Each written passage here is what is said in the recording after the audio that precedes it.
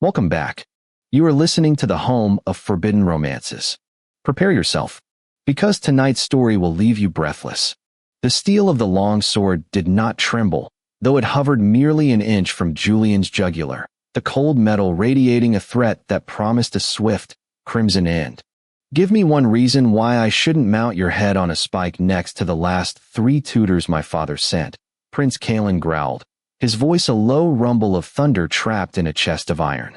He was shirtless, sweat gleaming on scars that mapped a history of violence across his broad, tawny shoulders, his breathing ragged not from exertion, but from a rage that seemed to be his natural state. Julian Vane did not flinch. He did not step back. He merely adjusted the rim of his spectacles, his pale, slender fingers contrasting sharply with the brutality of the weapon threatening his life. He looked not at the blade, but into Kalen's eyes the color of a stormy sea, swirling with the madness of a man who had been hunted his entire life.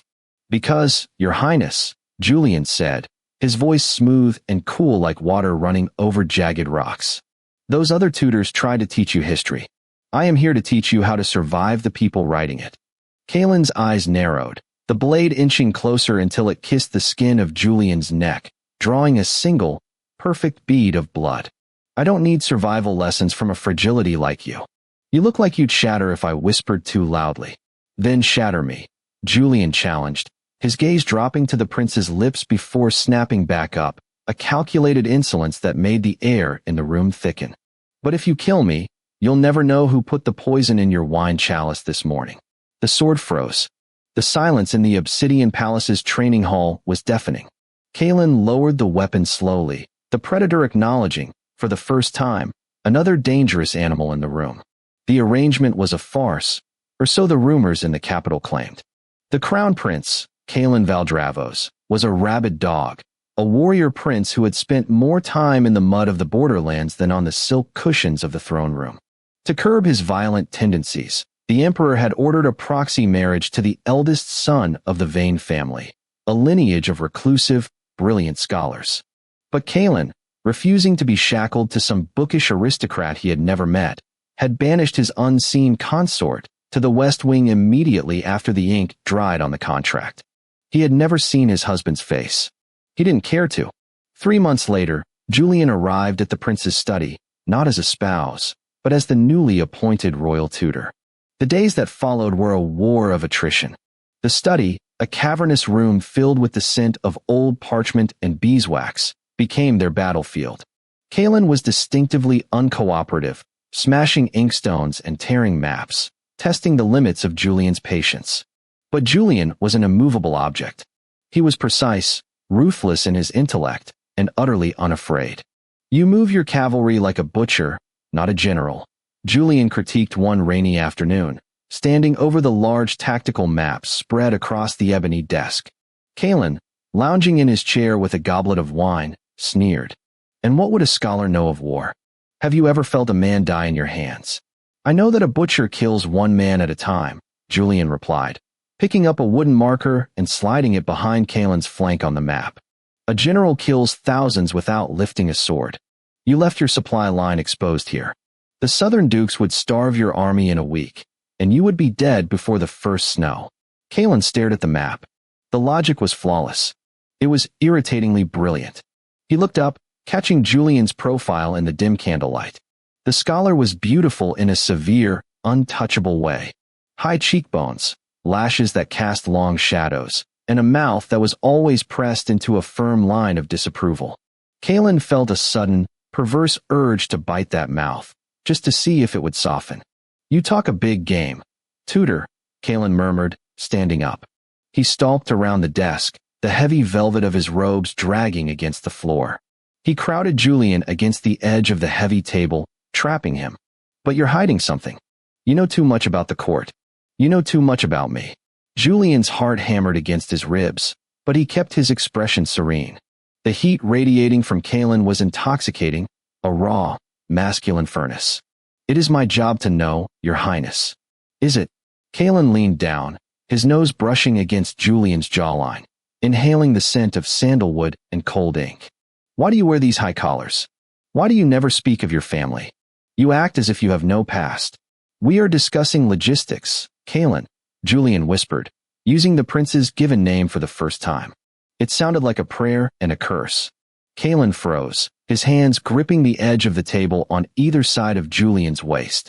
The informality sent a jolt of electricity through him. He looked down, capturing Julian's chin in a rough grip, forcing him to look up. Say it again. Focus, Julian breathed, his eyes darkening. Or you will lose the throne before you ever sit on it. I don't want the throne, Kalen snarled, his thumb brushing over Julian's lower lip, rough callus against soft skin. I want to know why the Emperor sent you. Why you? Of all the scholars in the Empire, why the one who looks at me like he wants to dissect me? Perhaps, Julian said, his voice trembling slightly. I am the only one who believes you are worth saving.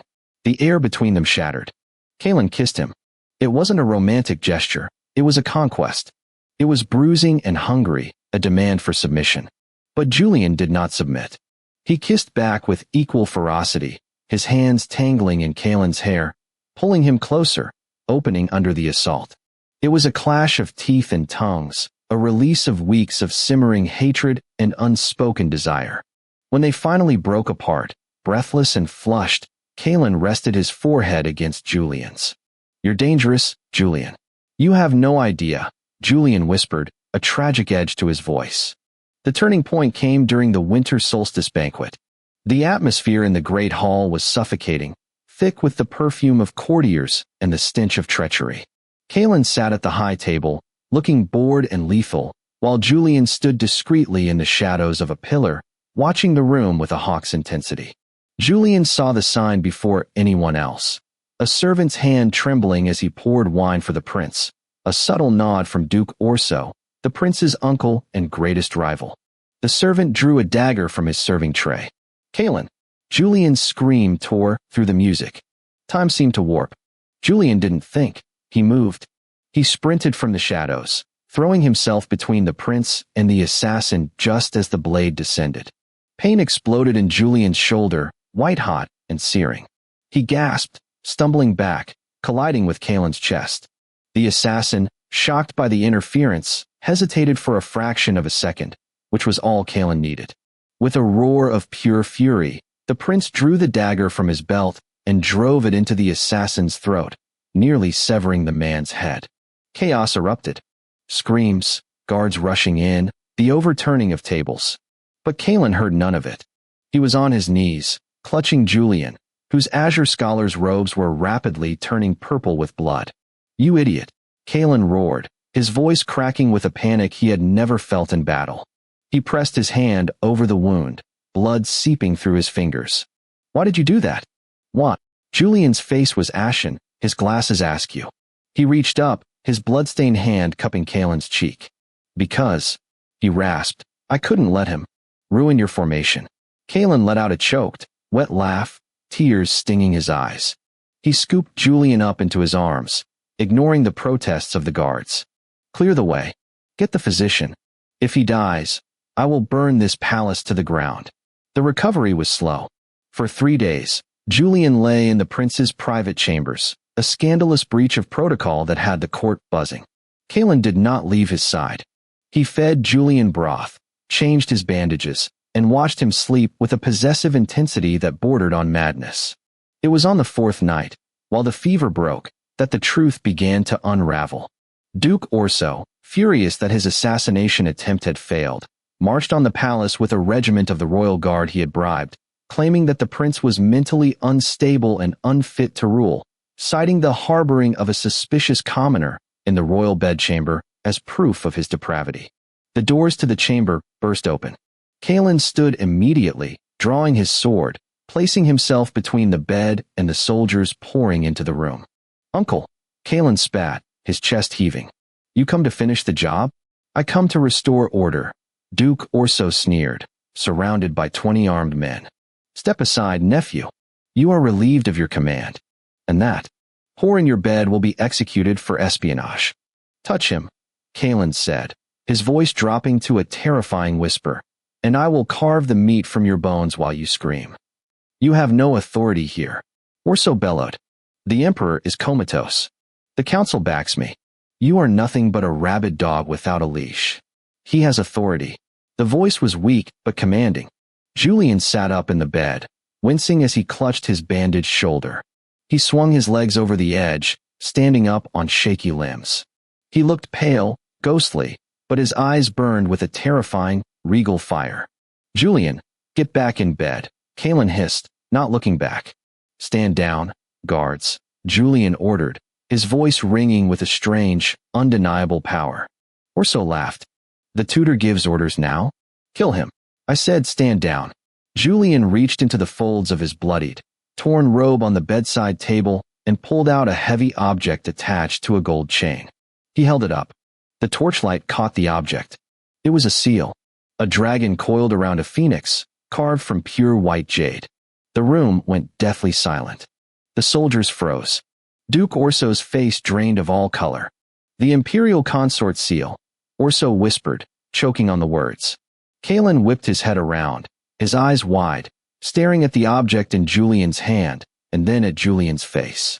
The realization hit him like a physical blow. The proxy marriage.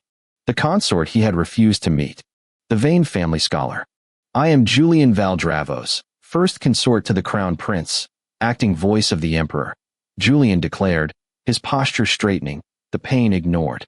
"And I declare Duke Orso a traitor to the crown. Arrest him." The soldiers hesitated, looking between the duke and the seal. The authority of the seal was absolute. To disobey was to defy the emperor himself. "Arrest him," Julian screamed, his voice cracking with authority. The guards turned on Orso. The coup was over before it began, crushed by the weight of a piece of jade and the will of a man who looked like he might collapse at any moment. When the room was finally cleared, leaving only the two of them, the silence was heavier than before. Kalen stood with his back to Julian, his sword hanging loosely in his hand. He didn't move.